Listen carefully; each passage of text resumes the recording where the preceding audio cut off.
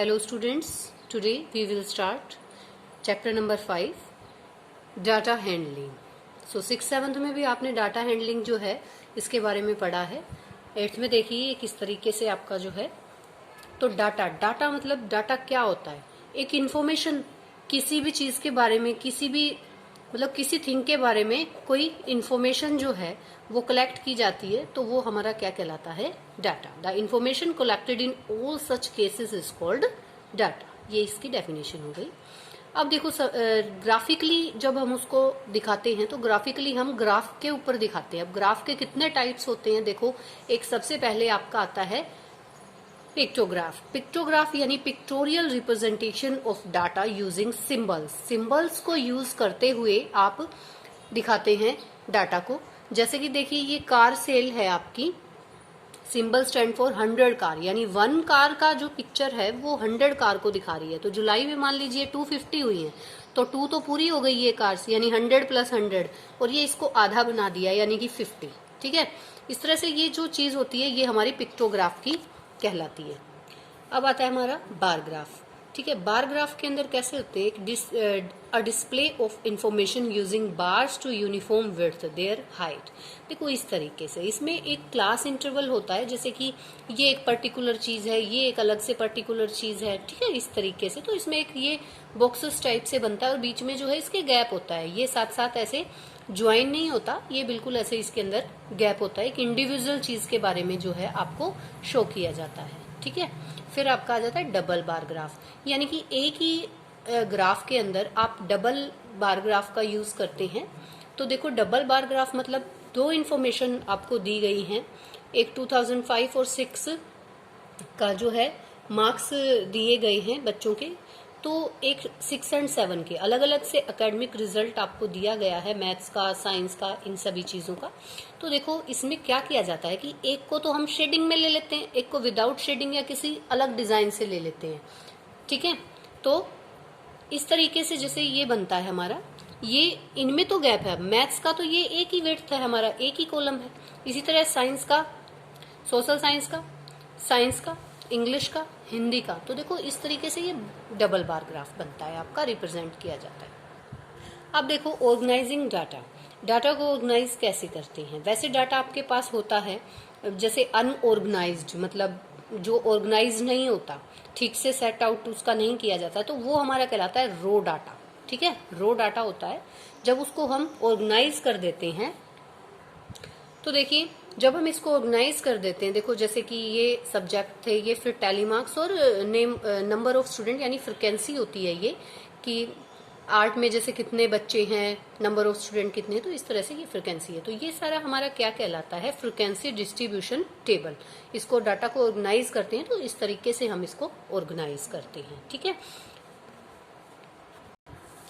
Now come to question number first. Question number first में हमें बताया गया है कि for which of these would you use a histogram to show the data. इसमें हमें बताना है कि कौन सा हिस्टोग्राम बना रहा है। हिस्टोग्राम में जैसा कि बताया गया है कि बार ग्राफ में तो एक रेक्टेंगल्स जो हैं वो अलग अलग से होते हैं, लेकिन हिस्टोग्राम के अंदर जो है वो ये जो हिस्टोग्राफ होता है, देखो ये कैसे बनता है हिस्टोग्राम। इसके अंदर इस तरह से ज्वाइंट होती हैं और इसमें जो ये है कंटिन्यूअस चलता है आपका, जैसे 0 है तो उसके बाद 10, 20, ये सारा कुछ जो है कंटिन्यूअस चलता है। देखें ये हिस्टोग्राम की मैं बताती हूँ आपको थोड़ा सा इसके बारे में। On the horizontal axis the height of the bar show the frequency of the class interval. Also there is gap between the bar के अंदर गैप होता है बिटवीन द क्लास इंटरवल।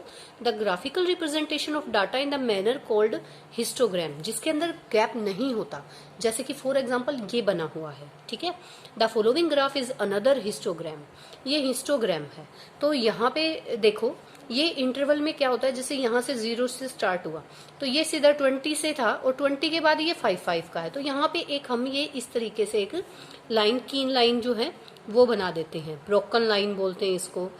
ठीक है, तो ये वाली लाइन जो है वो बना देते हैं, क्योंकि 0 से तो 20 पे आ गया और 20 से फिर देखो 25 पे, यहाँ तो 5 का गैप ले रहे हैं लेकिन यहाँ एकदम से 20 पे, तो ये ब्रोकन लाइन बना के और फिर हम इसको स्टार्ट करते हैं। तो ये हिस्टोग्राम में आपकी ब्रोकन लाइन भी यूज होती है अगर इस तरीके से आपका जो है इंटरवल है।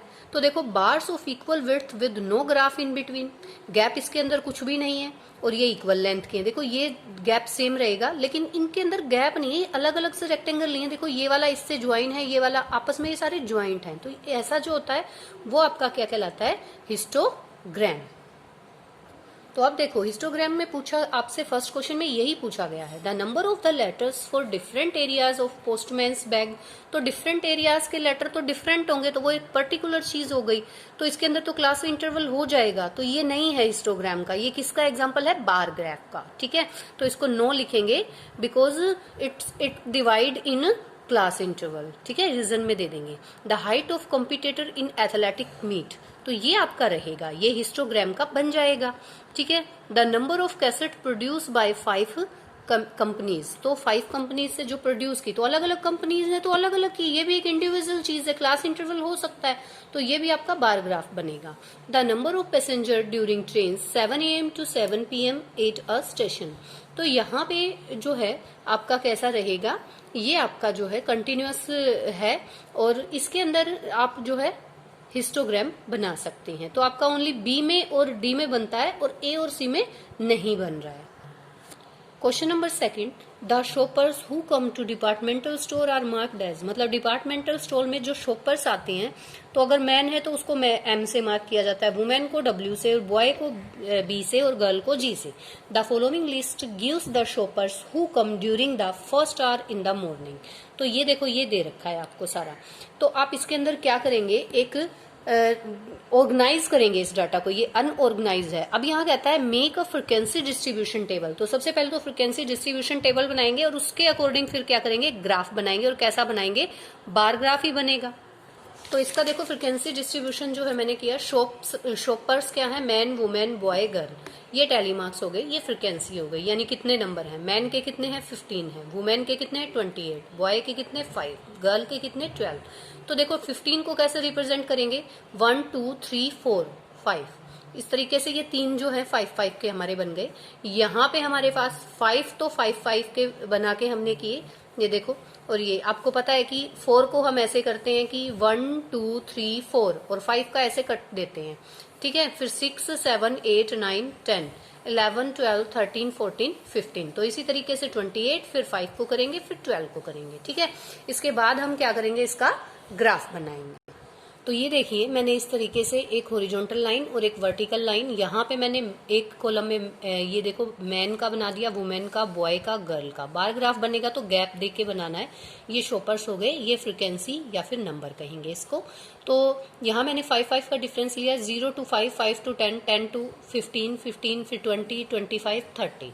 ठीक है, तो फर्स्ट मैन जो है वो कितने नंबर पे है, 15 पे, तो 15 देखो हमारा यहाँ जाके कंप्लीट होता है। तो मैं यहाँ मैन को जो है इस तरीके से इसका बना दूंगी रेक्टेंगल सेम विड्थ का, तो ये मेरे पास बन गया, देखिए मैन के लिए। फिर वुमेन का आता है, वुमेन जो है 28 है, वुमेन 28 है, 28 कहाँ जाएगा, देखो 25 से ऊपर, 30 से 2 बॉक्स नीचे, क्योंकि इसके और इसके बीच में कितना है हमारे पास 10 बॉक्सेस हैं। तो यहाँ और यहाँ पे जाके 28 का पार्ट खत्म होता है, तो मैं यहाँ जो है वुमेन का बनाऊंगी। तो वुमेन का कहाँ बनाऊंगी, यहाँ वुमेन, ये देखिए इस तरीके से, और इसको भी जो है मैं ऐसे मैच करा दूंगी, ये 28 का बन गया। बॉय जो है वो मेरे पास 5 है, तो यहाँ पे 5 का बन जाएगा अपने पास, देखो ये बन गया, ये 5 का बॉय के लिए, यहाँ से भी मैंने इसको मैच करा दिया। अब गर्ल का देखो कितने हैं, 12 हैं, तो 10 से 2 बॉक्सेस ऊपर, इट मीन्स मैं काउंट करूंगी, तो यहाँ आप ध्यान से देख लेना, इनको काउंट करके आपको पता चल जाएगा। मैंने ये छोटे छोटे डॉट लगा लिए हैं, बिल्कुल पेंसिल से आप भी इसी तरीके से लगा लें, और मैं पेन से बना रही हूँ कि आपको दिखाई दे जाए, इसलिए आपको पेन से बिल्कुल नहीं बनाना है, आप पेंसिल का यूज करेंगे और इस तरीके से इसको ड्रॉ करेंगे। ओके बेटा, थैंक यू।